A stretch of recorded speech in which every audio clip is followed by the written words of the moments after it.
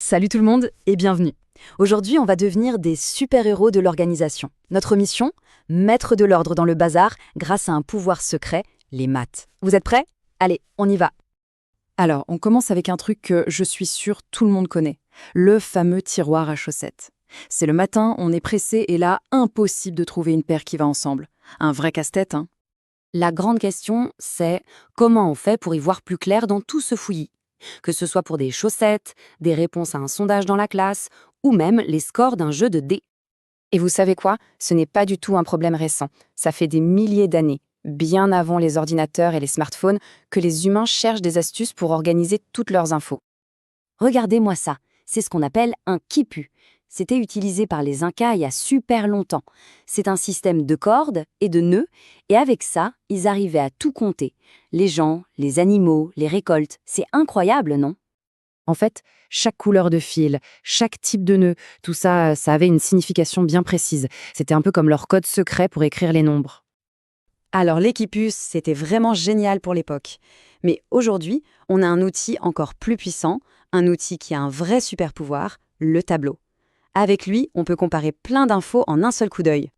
Bon, assez parlé d'histoire, on passe à la pratique. Première partie de notre mission, maîtriser l'art des tableaux. Vous allez voir, c'est comme ranger des informations dans des boîtes bien propres. Voilà un tableau tout simple. On a une seule information, la saison de naissance des élèves d'une classe. On regarde et hop, on voit directement combien d'élèves sont nés en hiver, au printemps, en été et en automne. Facile, n'est-ce pas? Ok, ça, c'est la base. Mais si on voulait en savoir plus, si on voulait croiser les informations, un peu comme des détectives, on peut améliorer notre tableau pour qu'il nous donne encore plus de réponses. Et voilà le tableau à double entrée, c'est notre version améliorée. D'un côté, on a toujours les saisons, mais en haut, on a ajouté filles et garçons. Du coup, on peut répondre à des questions plus précises. Par exemple, combien y a-t-il de filles nées au printemps? On cherche la case à l'intersection de la ligne printemps et de la colonne filles, et on trouve la réponse tout de suite. Allez, assez de théorie, c'est l'heure de notre première mission. On va aider ce marchand de glace. Son tableau des ventes a des trous. À nous de jouer les enquêteurs et de trouver les chiffres manquants. Pour y arriver, il y a une méthode super simple en 3 étapes. C'est notre plan d'attaque. D'abord, on repère une ligne ou une colonne où il ne manque qu'un seul nombre. Ensuite, on fait une petite soustraction avec le total pour trouver le chiffre manquant. Et enfin, on recommence jusqu'à ce que tout soit rempli. Et voilà le travail. En utilisant les totaux comme des indices, on a réussi à remplir toutes les cases.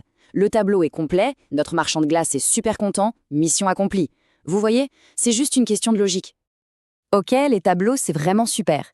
Mais parfois, pour que l'information nous saute aux yeux, le mieux, c'est de faire un dessin. Alors, deuxième partie de notre aventure, on va apprendre à transformer nos chiffres en images avec les diagrammes.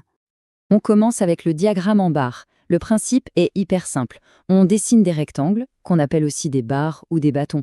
Plus la barre est haute, plus le nombre qu'elle représente est grand. C'est parfait pour comparer des choses entre elles. Regardez cet exemple. Ça montre le nombre d'élèves à la cantine chaque jour. Pas besoin de lire tous les chiffres, on voit tout de suite que la barre la plus haute, c'est le mardi. Donc, le mardi, c'est le jour où il y a le plus de monde à la cantine. C'est visuel, c'est immédiat.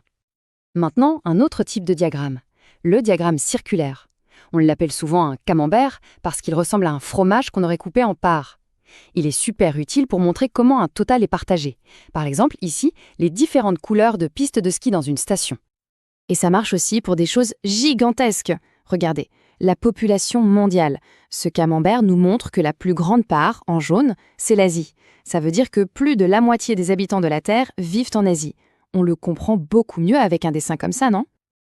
Bon, tout ça c'est bien beau, mais à quoi ça sert dans la vraie vie? Eh bien, vous allez voir que ces outils sont absolument partout autour de nous. C'est le moment de passer en mode vie réelle. Prenez le sport de haut niveau, comme le tennis à Roland-Garros. Les entraîneurs passent leur temps à analyser des graphiques comme celui-là. Ça leur permet de voir combien de temps un joueur passe sur le terrain, d'étudier ses performances et de préparer la meilleure stratégie pour gagner. Les maths pour la victoire. Et un autre exemple, choisir un nouveau téléphone. Il y a des dizaines de modèles différents. Comment s'y retrouver? Facile, avec un grand tableau qui compare tout. Le prix, la taille de l'écran, la qualité de l'appareil photo, ça aide à y voir clair et à faire le bon choix. Et voilà, mission accomplie. Franchement, bravo. On vient de débloquer ensemble de nouvelles compétences super utiles.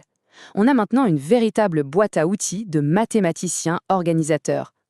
Alors, qu'est-ce qu'on met dans cette fameuse boîte à outils? Premièrement, les tableaux pour bien trier et comparer. Deuxièmement, les diagrammes en barre pour voir tout de suite le plus grand et le plus petit. Et troisièmement, les diagrammes circulaires pour comprendre les parts du gâteau. Avec ça, on est prêt à faire des choix bien plus malins. Maintenant, c'est à vous de jouer. Puisque vous êtes devenus des experts de l'organisation, pour choisir le meilleur téléphone, quelle serait l'information la plus importante pour vous? Le prix, la qualité de l'appareil photo ou la durée de la batterie? Que ce soit pour ranger un tiroir ou pour comprendre le monde, vous avez vu qu'organiser les données, c'est un vrai super pouvoir. J'espère que ça vous a plu. Si oui, n'oubliez pas le pouce en l'air, abonnez-vous et on se retrouve très vite pour une nouvelle aventure mathématique.